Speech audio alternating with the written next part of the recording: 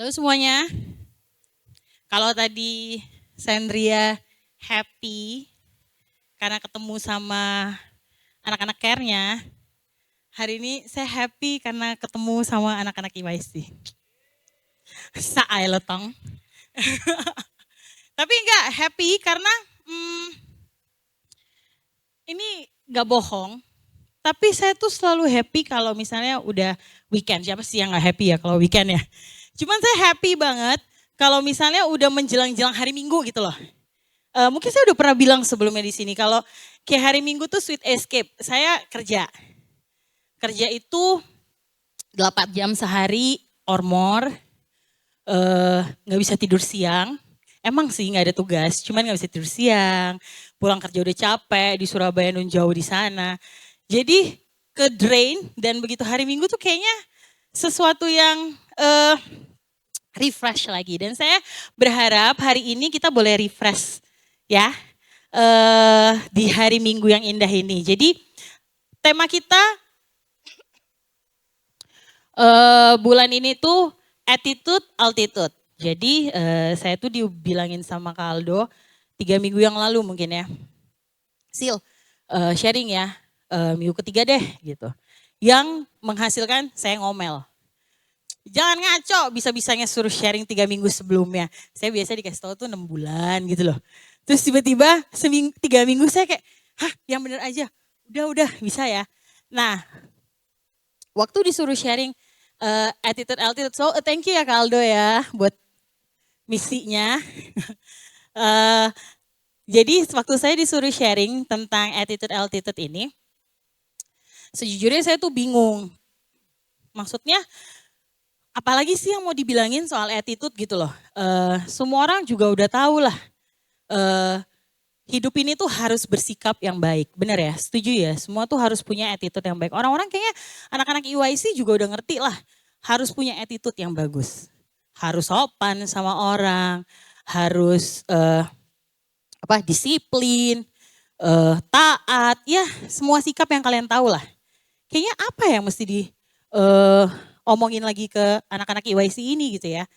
Nah. Tapi kayaknya saya tuh baru dapat sesuatu sebenarnya seminggu terakhir. Jadi tema share-nya hari ini tuh the altitude of our attitude. Sebenarnya ini tuh kata-kata, ini tuh saying yang sama aja kayak your attitude determine your altitude. Jadi 2 minggu lalu Kak Aldo bawain ini. Sikap kita menentukan keberhasilan. Altitude kan ketinggian ya. Jadi seberapa besar kita berhasil, seberapa tinggi kita bisa, seberapa jauh kita bisa melangkah. Attitude determine our altitude. Nah, tapi kita juga setuju bahwa kita juga tidak bisa mengesampingkan yang namanya kemampuan. Ya, bakat itu namanya aptitude, aptitude. Ya. Tapi bukan bakat ini yang menentukan seberapa jauh kita bisa melangkah. Nah, kalian semua, kita semua di sini sekolah, belajar, ya, dilesin macem-macem sama orang tuanya supaya apa? Supaya pinter, supaya punya keahlian. Dengan harapan keahlian kita itu bisa membuka yang namanya istilahnya apa ya? Pintu rejeki Allah. Ya, yang membuka keberhasilan. Tapi untuk membuat yang namanya pintu rejeki, yang membuat namanya keberhasilan itu tetap terbuka, itu udah bukan ngomongin soal kepintaran lagi. Itu bukan soal kemampuan, bakat, keahlian yang dipunya. Tapi itu soal ngomongin soal sikap, attitude yang kita bawa. Itu yang menentukan kebuka terus nggak sih pintu ini. Nah, jadi tuh ada kata-kata ya, next slide. Jadi dibilang life is 10% physical, 90% attitude. Physical ini bisa look, yang kelihatan langsung, bisa mengenai kemampuan, keahlian yang tadi yang saya bilang, bisa mengenai kesempatan, tapi itu tuh cuma 10% ternyata dalam hidup kita. Yang menentukan adalah attitude, sikap. Oke, hari ini kita tuh mau belajar dari satu tokoh. Ini sebelumnya saya tuh sempet ngobrol sama adik saya. Karena kita pulang pergi kantor bareng, jadi bawaannya ngobrol terus di mobil. Nah, kita ngobrol. Siapa ya tokoh di Alkitab yang selain Yesus pastinya, yang kayaknya nggak ada kekurangannya? Daud berzina.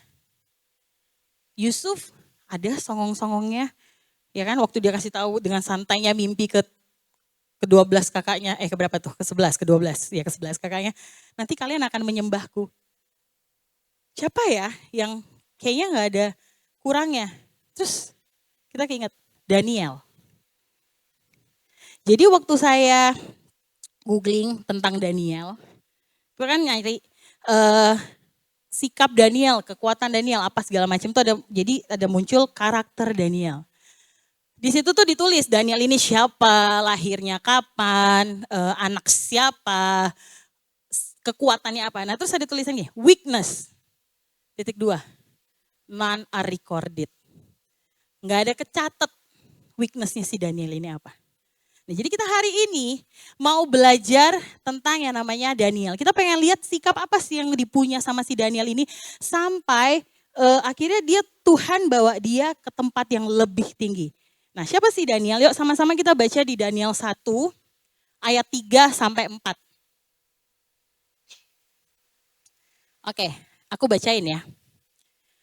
Lalu raja bertitah kepada Aspenas, kepala istana, untuk membawa beberapa orang Israel yang berasal dari keturunan raja dan dari kaum bangsawan, yakni orang-orang muda yang tidak ada sesuatu celah, yang berperawakan baik, yang memahami berbagai-bagai hikmat, berpengetahuan banyak, dan yang mempunyai pengertian tentang ilmu, yakni orang-orang yang cakap untuk bekerja di dalam istana raja supaya mereka diajarkan tulisan dan bahasa orang Kasdim.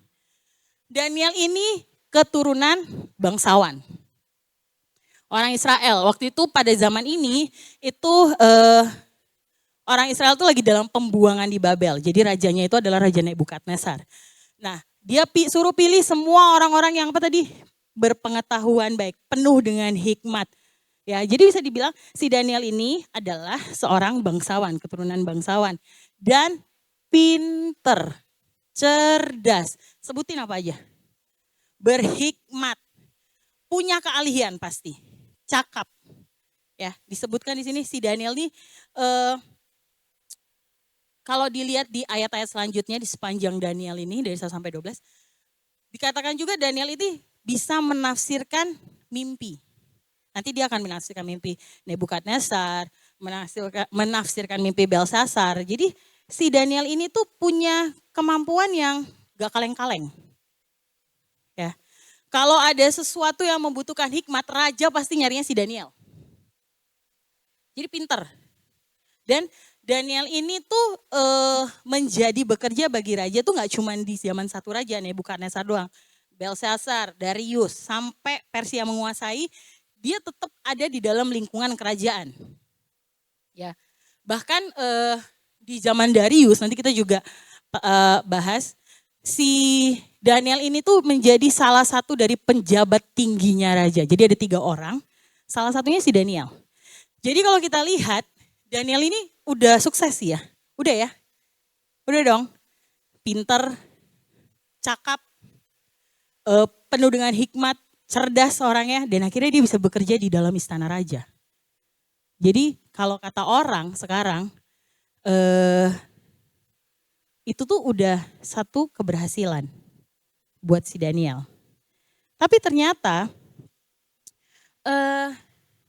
Tuhan itu punya rencana yang lebih besar dari sekedar dia cuma bekerja menjadi staf khususnya raja lah anggapannya. Ya, ada yang lebih besar dari itu, dan aku percaya ini nggak akan terjadi, rencana Tuhan yang lebih besar ini nggak akan terjadi kalau Daniel nggak punya sikap ini. Nah, hari ini kita mau belajar sikap-sikap yang dimiliki oleh Daniel. Oke, sama-sama kita lihat ya. Yang pertama, sikap Daniel adalah sopan. sopan. Ini tuh sikap yang harusnya dipunya sama semua orang. Udah diajarin dari piyi, dari kecil. Ketemu orang yang lebih tua, salim. Ya. Ketemu ngomong sama orang tua, nggak boleh ngomong kamu, nggak ada. Ngomongnya papa, mama, ya kan? Nggak boleh tiba-tiba loh, gitu nggak boleh. Ya, ini tuh sikap yang udah selalu diajarin dari kecil. Ketemu orang yang lebih tua panggilnya kak, mbak, mas, koce, gitu ya. Dari zaman TK udah diajarin mengucapkan selamat pagi Bu Guru. Dari kecil sudah diajarkan untuk mengucapkan kata tolong, maaf ya. 3 magic word. Terima kasih, tolong, maaf. Itu udah diajarin. Jadi saya percaya semuanya harusnya sudah punya yang namanya sopan santun. Nah, Daniel ini orang yang sopan. Kadang ini hal basic yang kita harusnya udah tahu, tapi sering nggak kita terapin. Kita baca dulu ya. Kan harus pakai ayat, kalau nggak seru. Daniel 1 ayat 8 sampai 13. Ini agak panjang ayatnya, aku bacain ya. Daniel berketetapan untuk tidak menajiskan dirinya dengan santapan raja dan dengan anggur yang biasa diminum raja. Dimintanyalah kepada pemimpin pegawai istana itu supaya ia tidak usah menajiskan dirinya. Maka Allah mengaruniakan kepada Daniel kasih dan sayang dari pemimpin pegawai istana itu. Tetapi berkatalah pemimpin pegawai istana itu kepada Daniel, aku takut kalau tuanku raja yang telah menetapkan makanan dan minumanmu berpendapat bahwa kamu kelihatan kurang sehat daripada orang-orang muda yang lain yang sebaya dengan kamu. Sehingga karena kamu, aku dianggap bersalah oleh raja. Kemudian berkatalah Daniel kepada penjenang yang telah diangkat oleh pemimpin pegawai istana untuk mengawasi Daniel, Hananya, Misael, dan Azaria. Katanya, adakanlah percobaan dengan hamba-hambamu ini selama 10 hari. Dan biarlah kami diberikan sayur untuk dimakan dan air untuk diminum. Nah ini. Sesudah itu bandingkanlah perawakan kami dengan perawakan orang-orang muda yang makan dari santapan raja. Kemudian perlakukanlah hamba-hambamu ini sesuai dengan pendapatmu. Mana sopannya? Ya, Daniel ini pinter, cerdas. Dia bisa tinggal ngomong sama orang-orang ini. Kalau enggak, pokoknya saya nggak mau makan makanan raja.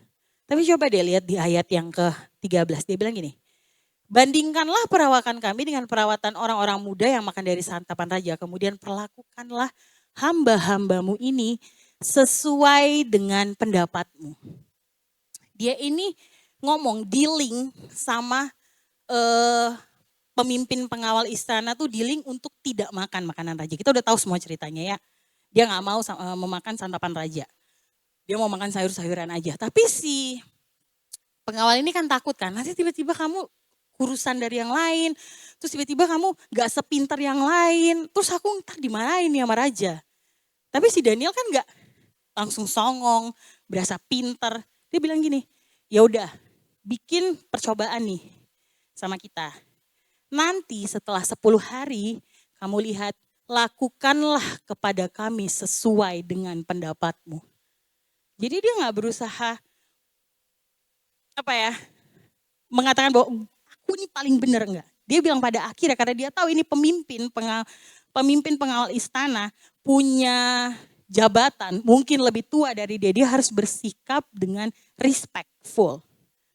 Ini kalau misalnya udah dapet, nah kamu lihat deh kita gimana, nanti perlakukan kami sesuai dengan pendapatmu. Pengawal istana ini merasa dihargai, kenapa? Oh ya udah, at the end keputusan saya nanti yang akan terlihat.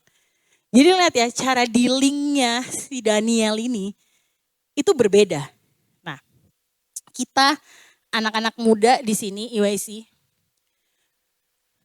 belajar bagaimana kita harus bersikap sopan dan respect kepada orang-orang di sekitar kita. Ke teman kalian di sekolah, ke guru-guru kalian, ke orang tua kita semua, ke bos kita, dan ke sesama pelayan yang ada di EYC. Saya melayani itu tim PAW ya. Berhubungan dengan banyak orang lah. PIC, anak mulmet, sound. Banyak lah berhubungannya. Pernah ada cekcok? Justru sering. Anak PIC, saya pernah marah sama anak PIC? Pernah. Pernah marah sama anak ngomel? Kesel? Pernah. Mungkin saya pernah menyakiti hati dengan ngomong kurang sopan. Sorry ya teman-teman. Anak PIC, sorry. Anak Mulmet, mohon maaf. Tapi belajar, kita semua belajar untuk menyampaikan sesuatu dengan respectful. Dengan sopan. Ya. Mungkin ada yang, enggak aku standar bule. Kalau bule itu straight to the point. Nggak selamanya benar kan kayak gitu-gitu ya. Harus belajar sopan. Itu salah satu karakter yang dipunyai, karakter atau sikap yang dipunyai si Daniel ini. Sopan. Mulai sekarang mau lebih sopan sama orang-orang lain, lebih respect, amen. Ya, pulang ke rumah coba deh. Sapa, papa, ada mama. Saya sampai setua ini masih gitu loh. Setua ini, pulang ke rumah tuh pasti nyari. Bye pa, bye ma, pergi. Datang kebiasaannya, jadi pulang pergi kita ngomongnya dadah. Jadi, dapa, dama. Kalau ada adik saya ada juga saya dadah. Damet, dacel. Tanya deh. Nah itu udah kebiasaan. Di rumah nah, coba mulai disapa. Atau palingan nih di gereja ini nanti ketemu orang jangan lempeng banget mukanya. Coba disenyumin. Gak bayar ya senyumnya. Bersopan aja dianggukin gitu ya. Oke. Nah kita mau belajar sopan. Itu yang pertama, sopan. Yang kedua, sikapnya si Daniel ini adalah rendah hati. Ini juga sikap yang kita semua tuh tahu kita harus punya. Tahu. Tapi kadang-kadang gak sadar udah sombong aja gitu.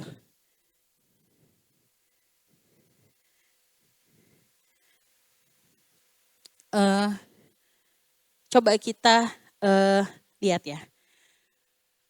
Saya tuh suka bilang si Daniel ini ya, dia tuh dengan segala yang dia punya, kemampuan dia. Tadi apa? Jago, cakap, disayang raja dia disayang.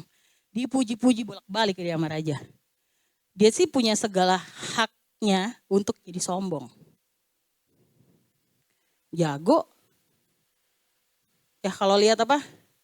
Pemain sepak bola, basket apa, kan kalau udah nyetak gol songong banget, gak apa-apa, jago baru nyetak gol. Ya, jadi ini tuh sikap rendah hati yang kayaknya kita udah tahu kita harus punya. Tapi kita suka lupa dan gak sadar. Again saya kasih contoh saya dan lingkungan saya aja ya. Lingkungan saya ya teman-teman PAW, ya siapa lagi. Nah terus saya tuh suka sering ngomong sama mereka. Sombong tuh gak bakal bawa kita kemana-mana. Jadi nih pelayanan di atas mimbar ini, ya udah paling gampang deh buat sombong. Ini paling kelihatan nih pelayanan di sini nih. Paling gampang dipuji, paling gampang juga dikritik. Paling cepat dipuji, paling cepat juga dikritik. Kalau nggak punya kerendahan hati, dipuji melambung, dikritik ngamuk. Akhirnya gitu. Punya saya cerita satu deh. Jadi waktu saya awal-awal WL, saya tuh suka lihat Celinda. Ada yang tahu Celinda nggak sih? Tahu lah ya. Legend. Nah jadi saya tuh suka lihat Celinda habis WL, dia tuh duduk, terus dia doa. Gak tahu, saya sampai detik ini nih, sampai sekarang, saya tuh gak tahu apa yang didoain. Gak nanya juga, kenapa ya saya gak nanya? Abis ini saya nanya coba ya. Tapi saya tuh gak pernah nanya, dia tuh doa apa? Dia tiap WL dia duduk terus dia doa. Terus saya mikir, doa apa ini si Cece habis WL mah ngapain doa gitu ya? Terus saya tuh mikir, oh kali doa supaya gak sombong ya. Nah itu tuh saya pikirin pertama. Sehingga saya niruin. Yang sampai sekarang saya juga gak tahu tuh sebenarnya dia doain apa. Cuman saya mikirnya itu di otak saya waktu itu. Jadi oh iya kali ya. Nah saya ikutin. Setiap saya WL saya duduk tuh. Terus saya doa gini. Doa saya gini. Tuhan makasih buat hari ini pelayanannya. Kita tadi udah nyanyi sembah Tuhan. Saya bilang gini. Ambil semua pujian buat Tuhan aja. Amin. Udah selesai. Gitu doang. Setiap kali selesai WL, mau WL umum, WL YC, begitu. Nanti, karena apa? Karena saya cuma lihat Celinda doa. Setelah itu yang sampai saya nggak tahu sekarang. Cuma saya pikir-pikir, dengan saya begitu, saya udah serahin, saya udah bilang ini ambil semua kemuliaan. Nanti kalau tiba-tiba ada yang datang, Sil, suaranya tadi fales. Sil, lagunya tadi nggak nyambung, medley-nya nggak enak. Saya nggak apa-apa. Kenapa? Ya emang nggak minta pujian, orang tadi udah ngasih, masa mau diminta lagi? Itu yang saya bangun karena saya tahu banget pelayanan di depan ini itu terlalu rentan untuk yang namanya sombong karena kita mainannya skill. Wih skill man main gitarnya. Wih skill. Mainannya kayak begitu jadi saya tahu wah ini udah paling rentan sombong. Dan saya selalu bilang ke teman-teman, sombong gak bakal nambahin skill loh. Sombong gak bakal nambahin kemampuan Anda bernyanyi. Sombong gak bakal nambahin kemampuan apapun dalam hidupmu. Gak bikin kamu tambah pinter. Gak bikin, gak bikin kamu tambah jago ngomong. Gak nambahin apa-apa. Cuman mendestroy. Kita mau lihat dari si Daniel ini ya. Dia rendah hatinya kayak apa. Di Daniel 2 ayat 20. Apa yang dia lakukan untuk dia bisa tetap rendah hati dengan segala kemampuan yang dia punya. Kemampuan yang gak ada kaleng-kalengnya nih ya. Di Daniel 2 ayat 20. Berkatalah Daniel, terpujilah nama Allah dari selama-lamanya sampai selama-lamanya. Sebab daripada dialah hikmat dan kekuatan. Nih, ayat 28. Coba ya kita lihat ayat 28. Ayat 28. Daniel 2 ayat 28. Tetapi di sorga ada Allah yang menyingkapkan rahasia-rahasia. Ia telah memberitahukan kepada tuanku Raja Nebukadnezar apa yang akan terjadi di hari-hari yang akan datang. Setiap kali dia dapat ilham soal mimpi raja-raja itu, terpujilah Tuhan. He gives all the credits to God. Karena sadar bukan karena kemampuan dia, tapi karena Tuhan. Ya. Sombong itu nggak kerasa. Contoh si Lucifer, nggak berasa dia. Nggak berasa tiba-tiba, loh kok aku kayaknya pengen ada di situ ya, di tahta itu ya. Sombong aja tiba-tiba udah dibuang. Miliki rendah hati. Ini saya pas nyiapin firman ini tuh sebenarnya kayak ngomong ke saya juga. Kayak lu gak boleh sombong, harus lebih sopan sama orang. Ya jadi kita mau sama-sama belajar untuk rendah hati, amin. Amin. Sikap yang rendah hati itu akan membuat kita mau belajar, mau ditegur sama orang, gak gampang sakit hati, gak gampang kecewa. Dengan seperti itu, begitu ditegur ada sesuatu yang kurang dari kita jadinya mau oke, saya perbaikin ya. Lihat bedanya, jadinya apa? Kemampuan kamu bertambah. Tapi kalau sombong, begitu dibilangin orang, emang kok bisa? Gak bisa kan? Gak belajar, gitu-gitu aja kemampuannya. Oke, mau rendah hati amen? Yang ketiga, bergantung pada Tuhan. Ini tuh adalah sikap klasik yang harus dimiliki oleh semua orang Kristen. Pernah gak sih nih ya ngobrol sama orang, curhat, iya kak aku gini, terus yang ngobrol cuma bilang, berdoa. Sebel ya, udah tahu gitu kan bahannya. Ini tuh klasik banget. Diomong apa disuruh berdoa, diomong apa suruh berdoa, ya udah tahu kalau harus berdoa. Tapi memang ini sikap yang harus dipunya. Bergantung sama Tuhan. Ini ada 2 kejadian ya. Di Daniel kita baca sama-sama. Daniel 2 ayat 18. Oke. Dengan maksud supaya mereka memohon kasih sayang kepada Allah semesta langit mengenai rahasia itu. Supaya Daniel dan teman-temannya jangan dilenyapkan bersama orang-orang bijaksana yang lain di Babel. Jadi ini tuh ceritanya si Nebukadnezar punya mimpi, tapi emang nih raja iseng banget ya. Dia punya mimpi, pengen ditafsirkan, tapi nggak kasih tahu mimpinya apa. Coba deh. Itu sama aja kayak, Kak aku punya masalah, tolong doain ya. Iya masalahnya apa? Doain aja. Lah kan bingung mau doain apa. Nah kayak gitu tuh, si Nebukadnezar tuh lagi kayak gitu. Dia, tolong dong aku mau ini. Aku tuh mimpi kemarin gak bisa tidur aku gara-gara mimpinya. Yang mana orang-orang bijaksana, arti mimpiku apa? Lah mimpinya apa raja? Loh, harus tahu mimpiku apa, tafsirkan. Ya mimpinya apa? Dikasih tahu. Terus dia bilang, pokoknya kalau sampai tidak ada orang-orang bijaksana di tempat ini yang bisa menafsirkan, mengatakan apa mimpiku dan menafsirkannya, maka semua orang bijaksana di kerajaan ini akan dibunuh. Jadi si Daniel ini lagi menghadapi yang namanya kematian. Kalau misalnya nggak tahu mimpinya raja apa, nggak bisa menafsirkan mimpinya raja apa, pasti dibunuh. Udah itu titahnya Nebukadnezar. Dan yang dilakukan apa? Dia datang ke Sadrak, di sini namanya masih belum Sadrak, Mesak, Abednego lah ya, yang lebih terkenal. Ke teman-temannya bilang, ayolah kita berdoa. Minta favor dari Tuhan, compassion dari Tuhan, kasih sayang dari Tuhan supaya Tuhan bukakan. Dan akhirnya Tuhan bukakannya.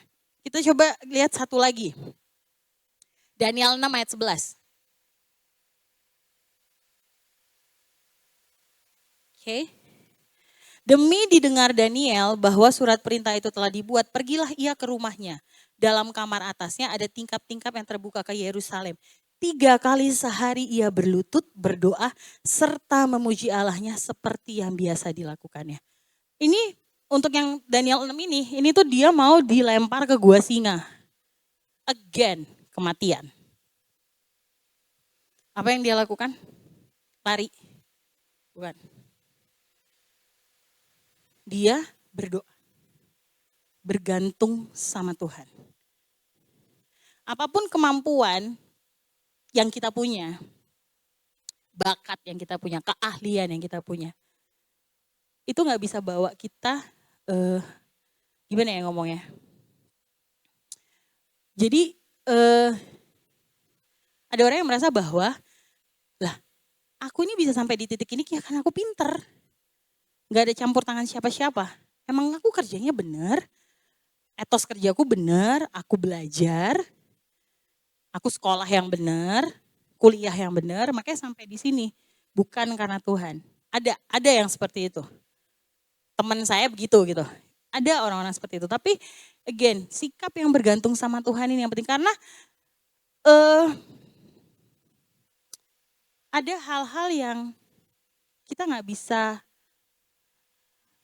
selesaikan dengan kemampuan kita sendiri maupun kemampuan orang lain.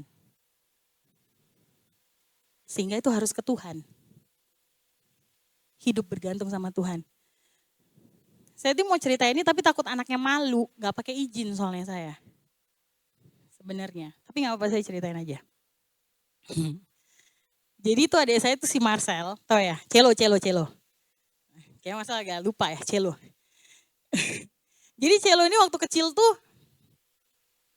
dia agak beda dari saya sama Matt. Terus gak perlu, kalau saya sama Matt tuh gak perlu disuruh belajar, udah belajar. Nih anak tuh gak, agak-agak spesial dia memang. Nah, jadi males gitu loh disuruh belajar tuh kayak harus fighting dulu sama mama saya zaman kecil. Ayo belajar gitu sama saya. Tapi begitu mau ujian dia takut. Nah ini dari kecil nih, dari SD selalu dia bilang gini.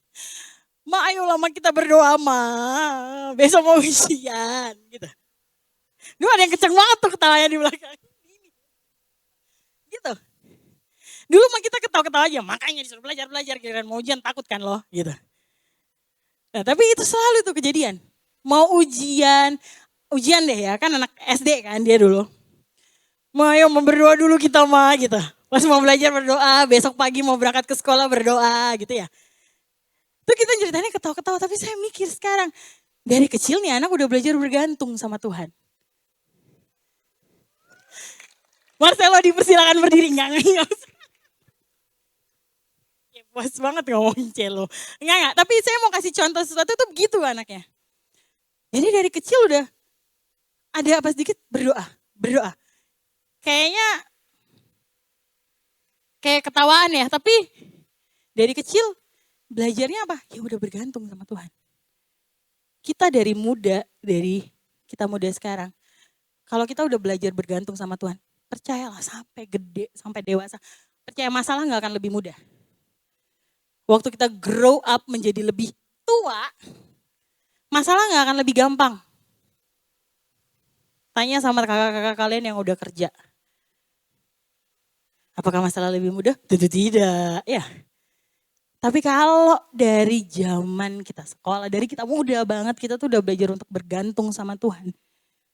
Kedepannya kita dapat masalah mungkin yang lebih gede, kita udah tahu, berdoa. Mau bergantung sama Tuhan, gak mengandalkan kekuatan sendiri, amin. Amin. Yang keempat, sikap yang Daniel punya, teguh, tidak kenal kompromi. Dari sepanjang baca Daniel, ini sikap, saya pakai kata-kata ini sikap dia yang paling gila menurut saya. Di Daniel 6, nanti kalian baca sendiri satu perikop. Itu judulnya tuh Gua Singa. Udah tahu kan ceritanya ya? Maksudnya si Daniel dilempar ke gua singa, gak dimakan sama singa. Jadi gua singa itu emang satu buah gua gitu ya, dibangun sengaja. Terus dimasukin singa-singa yang emang sengaja dibikin kelaparan. Singanya. Emang sengaja dibikin kelaparan, itu buat hukuman.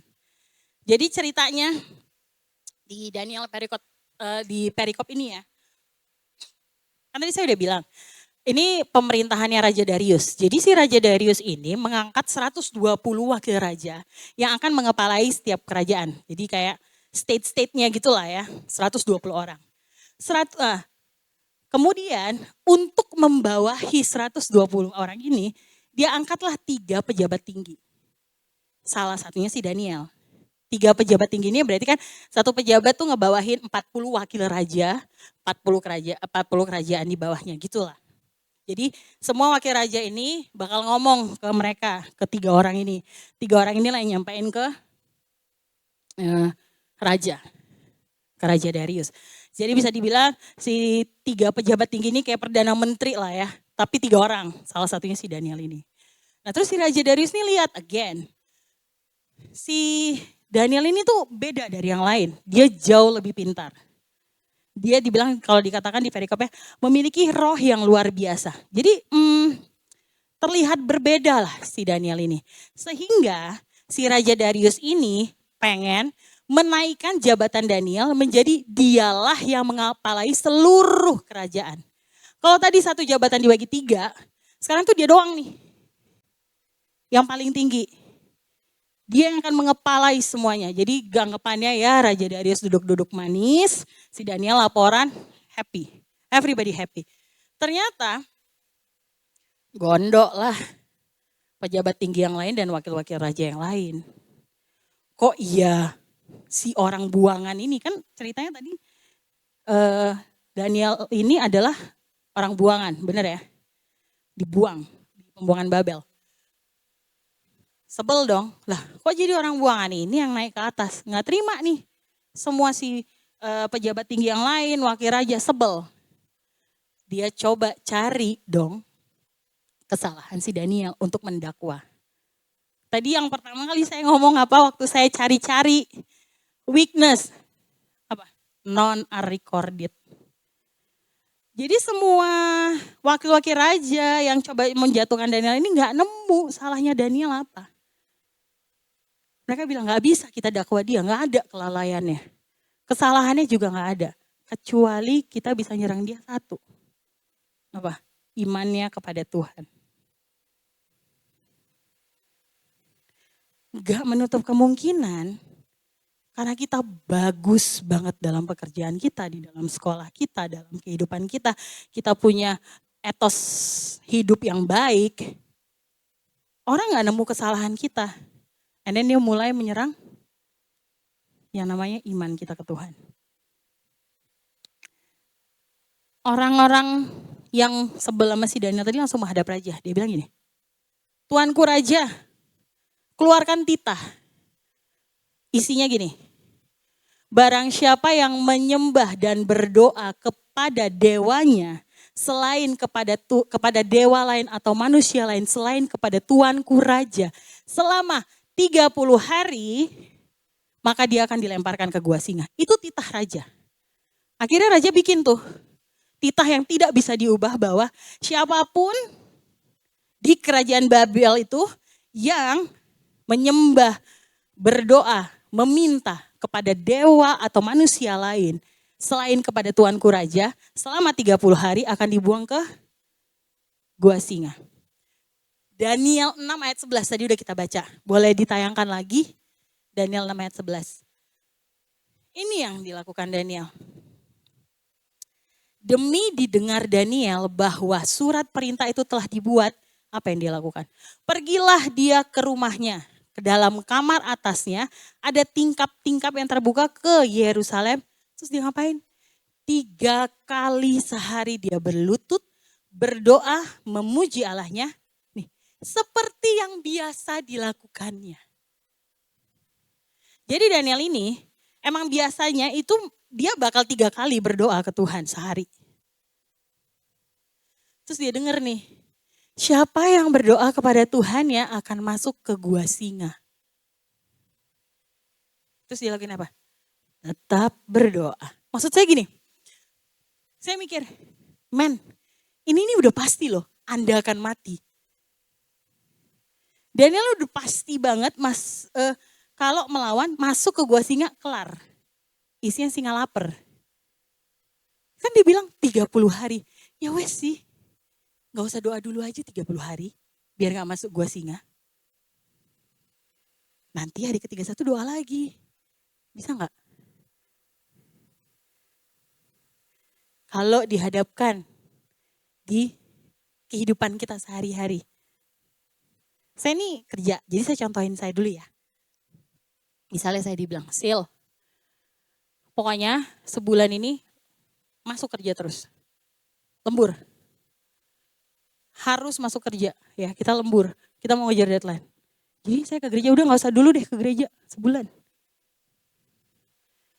Kalau enggak, kalau misalnya kayak gitu udah potong gaji, gak dapat bonus. Gak bisa naik pangkat 2 tahun. Gitu. Saya tuh kadang-kadang mikir, tuh kalau saya digituin, gimana ya? Apakah saya akan bilang, sorry Pak, saya harus ke gereja, gak apa-apa, saya dipotong gajinya, gak apa-apa, saya gak naik pangkat. Apa gitu ya? Apa aku bilang, ya udahlah sebulan gak apa-apa, ntar bulan kedua saya gereja lagi. Saya mikir, lah si Daniel ini kan bisa ya. Udahlah 30 hari gak usah doa dulu, 30 hari doang ini. Titah rajanya. Hari ke-31 udah doa lagi. Tapi enggak loh. Saya gak tahu di sini mungkin ada yang, kalau kamu naik pangkat kamu harus tinggalin Tuhan kamu. Saya gak tahu apakah ada yang se-ekstrim itu di kerjaannya. Gak ngerti. Saya tuh gak ngerti. Ini ada yang bercanda, saya ketawa deh. Itu saya gak ngerti. Ada gak di sini? Mungkin ada. And what will we do?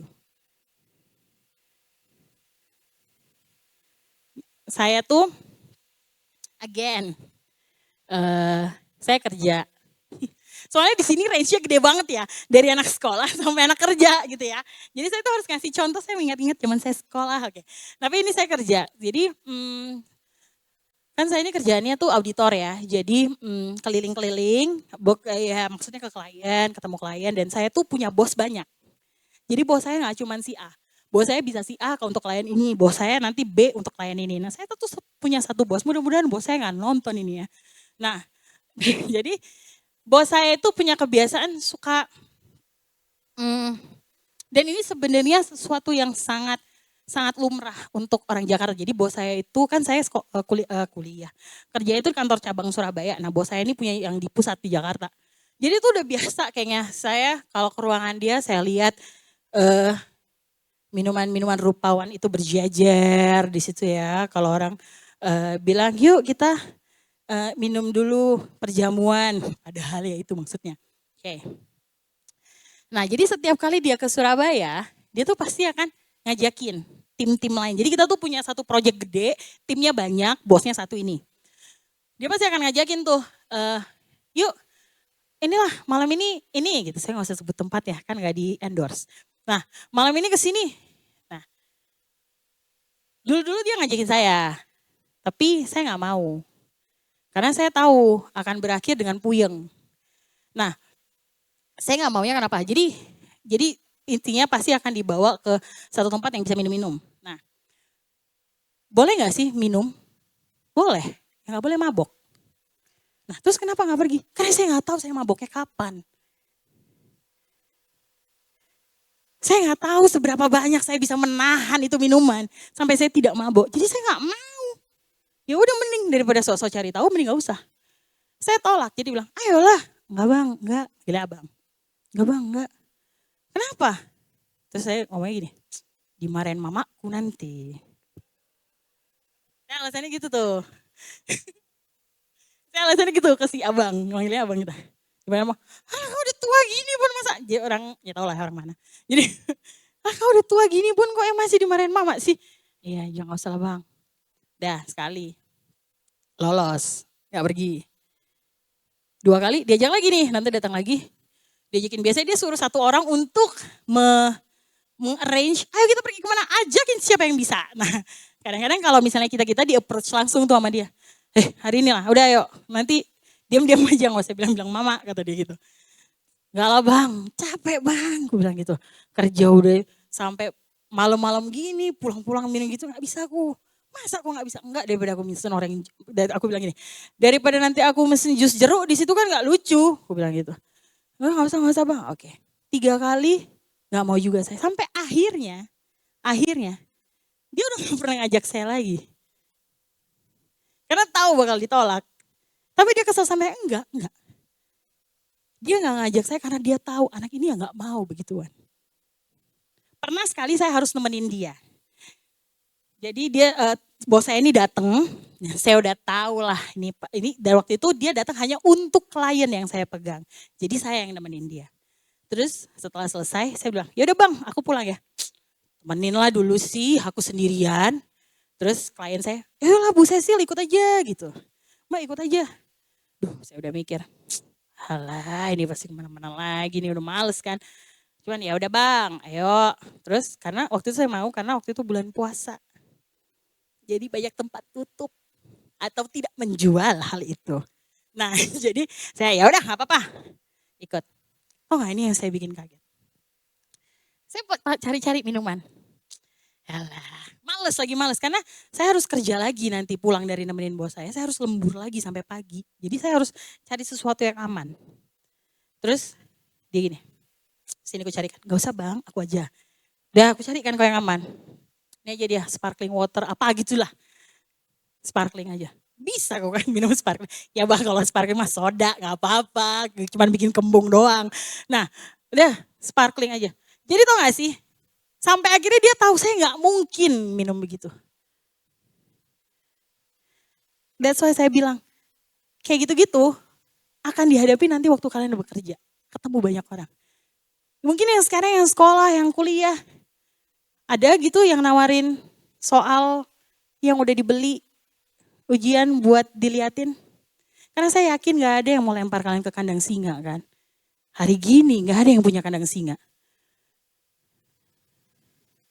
Saya dulu waktu kuliah ngulang.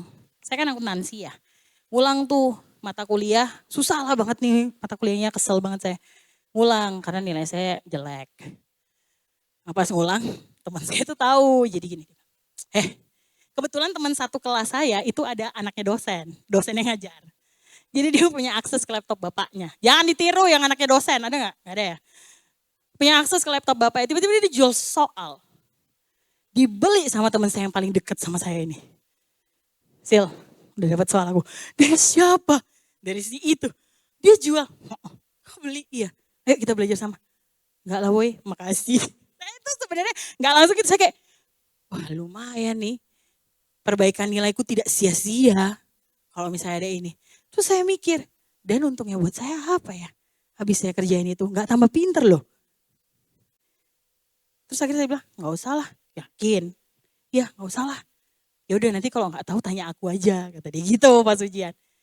Nah, saya punya kebiasaan, karena saya tidak mau ditanya dan saya nggak mau kasih tahu orang juga. Saya tuh punya kebiasaan ujian tuh pilih duduk paling depan. Kenapa? Saya nggak bakal ditanya, saya juga nggak mau nanya takut ketahuan, ya kan? Saya duduk paling depan selalu. Ya udah, saya nggak ambil tuh jawaban teman saya. Selesai ujian, ya udahlah saya bilang ya terjadilah ya. Saya tanya sama teman saya, gimana soalnya? Sama woi, sama persis kata dia gitu. Oh, alah kau ya. Iyalah, gila apa katanya. Terus pas keluar, emang saya B plus teman-teman saya bukan A. Teman saya A. Terus saya sebel, enggak lah, ngapain? Soalnya kesuksesan gak cuma dari nilai. Ya, oke. Keteguhan hati. Saya waktu baca si Daniel ini, gemes 30 hari aja loh. Daripada kamu membiarkan nyawamu diterkam oleh singa-singa itu. Tapi gak, dia tetap pilih berdoa. Melakukan yang udah biasa dia lakukan. Dibuang ke kandang singa, dibuang deh. Ada satu quotes. Knowing God cancels self. Itu Benny Hinn yang ngomong. Knowing the Lord cancels self. The more you know your God, the less you know yourself. The more you know your God, the less you want to know about yourself. Apa ya? Jadi kayak kita jadi bahasa kasarnya kayak jadi bego aja gitu. Kayak bahasanya tuh kayak karena kita tahu banget Tuhan kita ini siapa. Jadi kita gak peduli sama apa yang bisa kita pikirkan, sama apa yang bisa kita kerjain, sama siapa diri kita tuh udah gak peduli. Kayak Daniel, dia bisa aja pakai mikir, yang penting gue selamat dulu enggak doh. Kan kalau dipikir-pikir, ini si Daniel udah tambah dilarang, masuk gua singa tambah dikerjain kok ya bodoh gitu rasanya.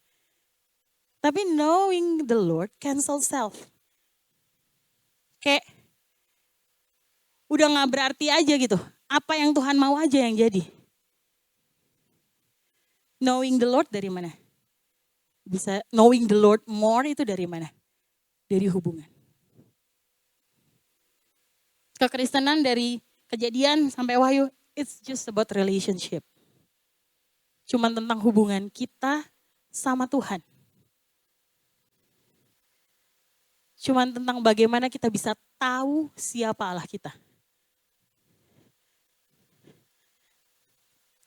Quote terakhir.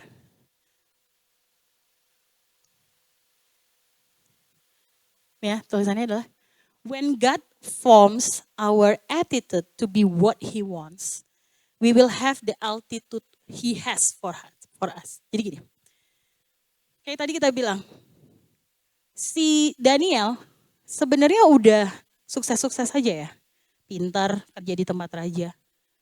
Ya, saya yakin kalau dia nggak melakukan nih sikap-sikap dia yang tadi, ya, dia tetap kerja buat raja, tetap jadi staf khusus raja. Udah berhasil. Ya gak sih? Gak perlu ada sikap kayak tadi lagi. Karena dia pintar. Tapi altitude that God has for us, altitude keberhasilan yang Tuhan punya buat kita itu lebih dari sekedar punya duit banyak. Lebih dari sekedar nilai bagus. Lebih dari sekedar punya jabatan tinggi. Lebih dari sekedar punya pacar cakep.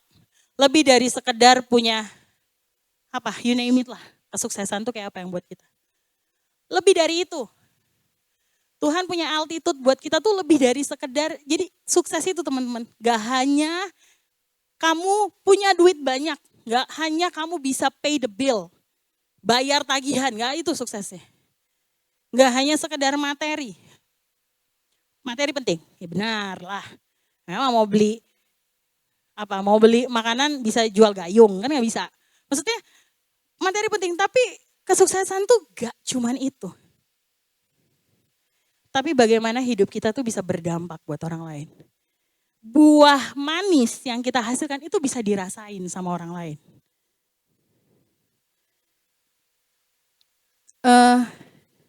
Saya punya contoh lagi, tapi saya nggak kasih tahu namanya ya, karena saya belum izin sama orangnya. Dan ini bukan adik saya masalahnya. Jadi saya di kantor punya satu teman yang ternyata dia itu sahabatan sama teman saya di gereja ini. Siapakah dia? Ya adalah. Jadi teman saya di kantor nih si A, dia tuh teman ternyata waktu kuliah tuh sahabatan sama si B, yang satu gereja nih sama aku yang B. Terus aku lupa kita ngomong apa gitu, terus dia tiba-tiba bilang gini, iya Sil, si B itu gak pernah ngomongin orang. Sama sekali loh. Gak pernah. Jadi kalau kita misalnya ngobrol nih mau ngomongin orang, dia pasti kayak diam aja terus agak menjauh. Sama sekali iya gak pernah. Ngerti ya maksud saya? Buat saya itu altitude. Kenapa? Mungkin si B teman saya ini gak ngerti kalau dia tuh udah berdampak buat si A. Yang tahu saya. Hidup dia udah berdampak buat si A. Menjadi saksi. Jadi aku tuh pengen hari ini tuh kita ngerti bahwa yang Tuhan mau sama kita bukan sekedar di sini, tapi di sini. That's why you have to have the good attitude. Di ayat selanjutnya dikatakan, Daniel dimakan sama singa-singanya? Enggak. Singa-singa tiba-tiba kenyang, tidak ingin memakan Daniel. Ditanya sama Raja Darius besok pagi, Daniel gimana keadaanmu? Aman, selamat, Tuhanku menolong. Dia mengatupkan mulut singa-singa itu. Terus tahu gak habis itu Darius ngomong apa? Boleh ya satu ayat, maaf tambahan. Di Daniel 6 ayat 27. Oke. Daniel 6 ayat 27. Ini yang Darius bilang. Bersama ini kuberikan perintah bahwa di seluruh kerajaan yang kukuasai, orang harus takut dan gentar kepada siapa? Siapa? Allahnya Daniel. Sebab dialah Allah yang hidup, yang kekal untuk selama-lamanya. Pemerintahannya tidak akan binasa dan kekuasaannya tidak akan berakhir. Si Daniel jadi berkat buat si Darius. Sehingga Darius ngeluarin titah apa? Harus hormat kepada Allahnya Daniel. Gampangannya kalau sekarang, tuh satu Babel disuruh masuk Kristen sama si Darius. Cuman gara-gara siapa? Sikap yang dipunyai Daniel. Jadi kebayang kalau kita punya sikap, dampaknya tuh gak cuma buat kamu loh. Tapi buat orang di sekitar kamu. Buat tetanggamu, buat keluarga, buat teman-teman sekolah, buat teman-teman kuliah, buat teman-teman kantor.